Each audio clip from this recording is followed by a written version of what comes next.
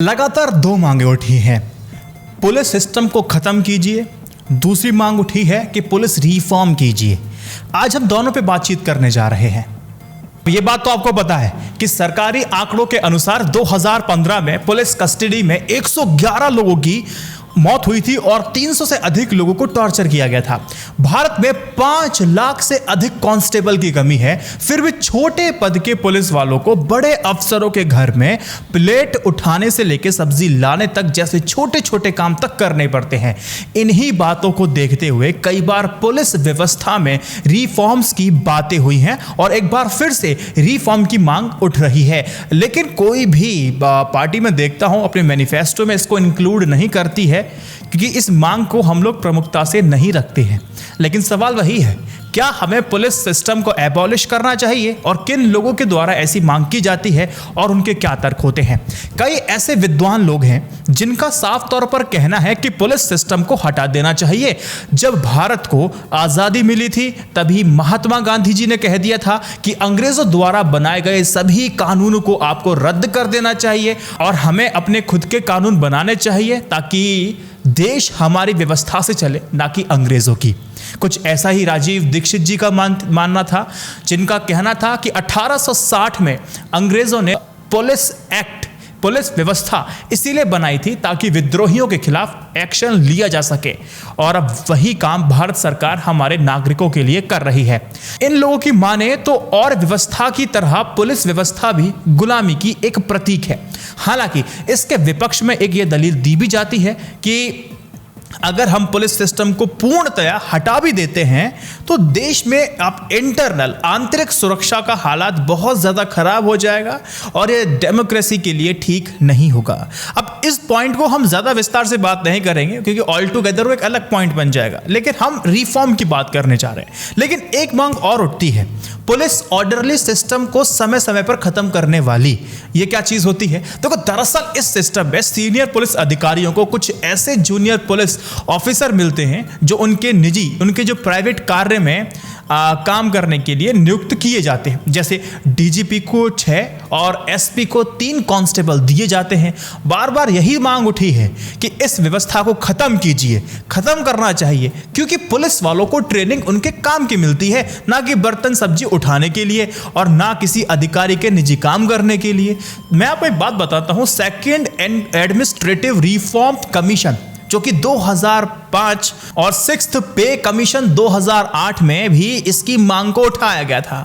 Parliamentary standing committee की माने तो देश में 5 लाख से अधिक कांस्टेबल की कमी है और ऐसे में अफसरों के निजी कामों के लिए पुलिस वालों को लगा देना उचित नहीं है। एक इतिहास की तरफ मैं ले जाना चाहूंगा आप सभी को कि reformation of Indian police system कब क्या किस किस कमीशन ने क्या बोला। देखिए, नेशनल पुलिस कमीशन का गठन 1977 में पुलिस व्यवस्था में सुधार के लिए किया गया था और यह कमीशन पुलिस की, उसका रोल क्या होने जा रहा है, उसका स्ट्रक्चर कैसा होगा, उसकी हायरार्की कैसी होगी, पब्लिक रिलेशन में सुधार लाने के लिए बनाया गया था। 1979 से लेकर के 1981 के बीच में एनपीसी ने अपनी 8 रिपोर्टों को सौंपा था। एक रिबेरियो कमेटी थी। इस कमेटी ने 1998 और 1999 में 2 रिपोर्टों को सौंपा था, जिसमें अधिकतर बातें कुछ मॉडिफिकेशन के साथ साथ नेशनल पुलिस कमीशन के रिपोर्ट की थी और इस कमेटी ने पब्लिक रिलेशन पर अधिक फोकस करने के लिए कहा था। ऐसी ही एक दूसरी कमेटी थी जिसका नाम था पद्मनाभ कमेटी। इस कमेटी ने अपनी रिपोर्ट को सन 2000 में सौंपा था। 240 रिकमेंडेशन दिए थे सुधार करने के लिए। इसमें से 23 को एक्सेप्ट नहीं किया गया। जैसे रिकमेंडेशन कैसे थे? एक थी आईपीएस की एंट्री एज और कमिश्नरी सिस्टम में बदलाव होना चाहिए, इसकी मांग की गई थी। अब एक कमेटी बनी थी मलिमथ कमेटी। इस कमेटी ने क्रिमिनल जस्टिस सिस्टम में बदलाव करने की बात की थी और इससे अपनी रिपोर्ट 2003 में सौंपी थी। अभी अलग अलग कमेटी ने अपनी रिपोर्ट सौंपी और रिकमेंडेशंस दिए, लेकिन हालात आज भी वही है कि हमें लगातार बात करनी पड़ रही है। लेकिन आपको एक छोटा सा आइडिया देने के लिए एक लैंडमार्क केस मैं आपको बताता हूं, Prakash Singh versus union of India. आपकी थोड़ी सी पर्सपेक्टिव और समझ थोड़ी सी बढ़ेगी। इस केस के बाद सुप्रीम कोर्ट ने कई सारे लैंडमार्क सुझाए थे, जिसके बाद पुलिस सिस्टम में बहुत बड़े बदलाव आए थे। प्रकाश सिंह उत्तर प्रदेश और असम में डीजीपी रह चुके थे।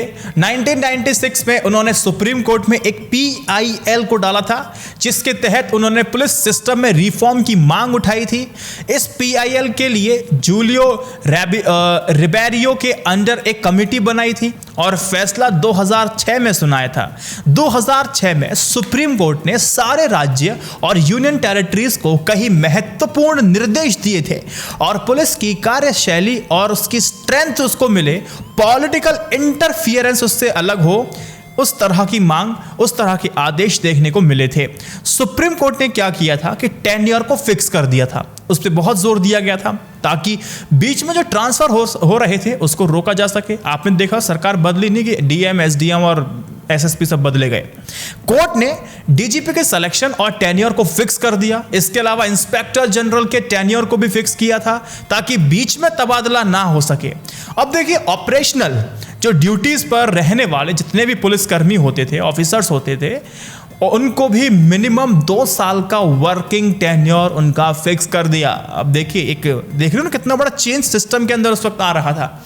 सुप्रीम कोर्ट ने आदेश दिया था कि सारे ट्रांसफर पुलिस एस्टैब्लिशमेंट बोर्ड यानी कि PEB के द्वारा किए जाएंगे।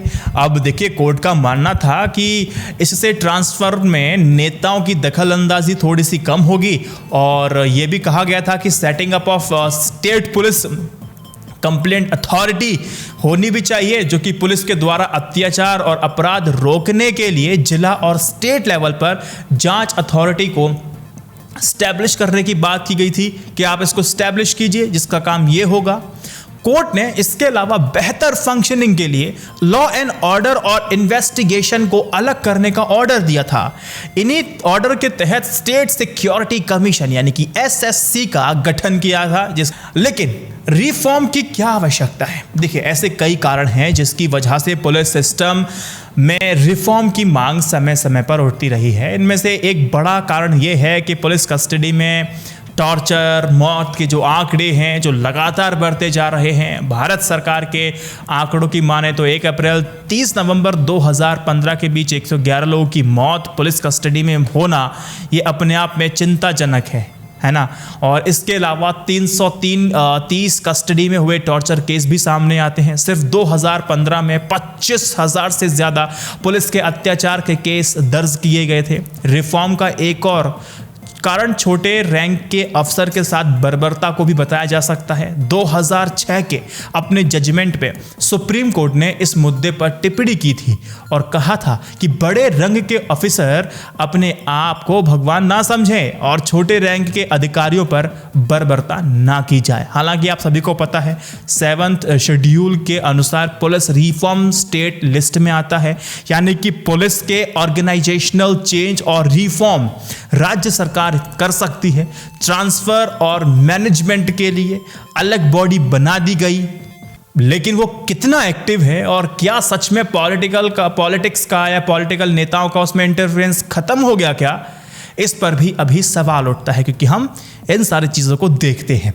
लास्ट में अगर मैं कंक्लूड करूं तो HRW ने एक रिसर्च किया था जिसमें उसने कहा था कि 80 पुलिस वाले और 60 सिविलियंस का इंटरव्यू लिया और उसमें उन्होंने पाया कि ह्यूमन राइट्स के वायलेशन के केसेस में पुलिस का इन्वॉल्वमेंट बढ़ता ही जा रहा है। पुलिस तंत्र पर चेक एंड बैलेंस रखने के लिए समय समय पर रिफॉर्म्स की अब आवश्यकता महसूस की जा रही है। जो लोग पुलिस में हैं वह अक्सर इन रिफॉर्म के सपोर्ट में नहीं होते हैं कई बार, लेकिन जो एक्टिविस्ट और कोर्ट पर यह मानना है कि पुलिस व्यवस्था में अभी सुधार की बहुत गुंजाइश है। दोस्तों, आपको ये पता होना चाहिए कि पुलिस को लेकर के इतना बुरा हाल है। एक तो उनका पेमेंट भी कम मिलता है, दूसरी बात उनसे ओवर टाइम भी कराया जाता है। ओवर टाइम अगर किसी व्यक्ति से आप करोगे तो उसकी मनोदशा वैसी भी खराब हो जाती है और वो फ्रेश माइंड से काम करेगा ही नहीं। 3 व्यक्ति को काम अगर अकेला एक व्यक्ति करेगा और पता चला कि रात का भी काम उसको करना है, फिर सुबह आकर के भी वही काम करना है, तो आप कैसे एक्सपेक्ट कर सकते हो कि उसका बिहेवियर बदलेगा नहीं? ह्यूमन नेचर है भाई, है ना। तो आपको देखना होगा कि थोड़ा सा ना ये जो कमियां हैं पुलिस सिस्टम के अंदर, ये भी थोड़ी सी कम होनी चाहिए। ये जो पोस्ट है इनको भरना चाहिए, बहुत ज़रूरी है। इसको लेके मैं अपनी पहली बात कर चुका हूँ। अगर मुझे याद आ रहा है बात करते करते, तो मैं डिस्क्रिप्शन में लिंक डाल दूंगा, आप वो जाके वीडियो पढ़ सकते हैं, तो ताकि देख सकते हैं, ताकि आपको एक आइडिया हो जाए कि जो डाटा मैंने इस वीडियो में नहीं दिए जानबूझ करके, वो डाटा मैं ऑलरेडी दे चुका हूँ। तो फिलहाल आपको एक छोटा सा मैंने कंसेप्ट आपको समझाया है।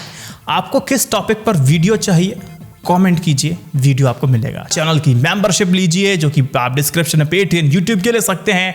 3 व्हाट्सएप ग्रुप में अगर वीडियो को शेयर करेंगे मुझे भी अच्छा लगेगा।